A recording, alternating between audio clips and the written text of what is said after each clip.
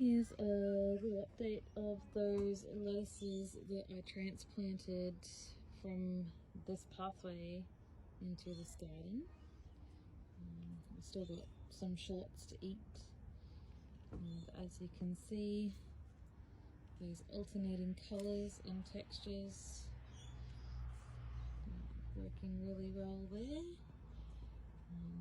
Some of my walking onions, so I've got a couple there that survived, and then these ones here did not survive, but these ones here have. So I've got 1, 2, 3, 4, wonderful little bee, 5, 6, 7 that have survived out of probably the 20 or so that I transplanted, but that's okay because they are bunching onions. They're just going to keep bunching up. Some of these lettuces that I transplanted have decided to go to seed, and that's okay because I have heaps. We can't quite keep up with our overabundance of loose leaf lettuce, and what is hard to see, we've got one there still, we've got this one here, we've got this whole bunch of little babies there, we've got some larger ones in here, we've got another one there, and there, and there, and there, and there, and there, and there, and there. So many, plus some bigger ones in here. So heaps of lettuce in our pathways.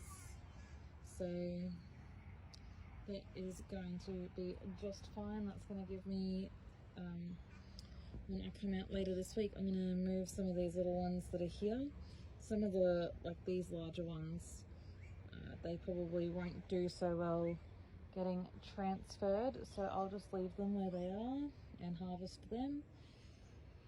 These little ones will do quite well getting transferred, and I'm going to put them down in the garlic bed so that I'm intercropping some of my lettuces in with my garlic, and my plan is to put them along the south side, which is the side closest to us here, the south side of the garden bed first, before I start building the lettuce back out that way to the north. The north is of course where the asparagus is.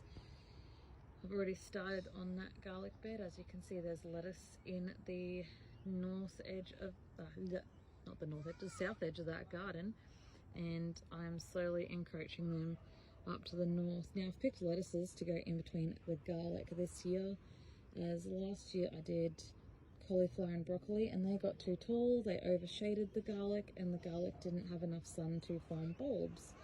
So I'm using lettuce this year as it will not get as big, and when it bolts, mostly it gets a bit leggy, and also because I'm harvesting the bottom leaves to eat as it's growing, I can create a lot of open space there and not reduce my harvest and my yield.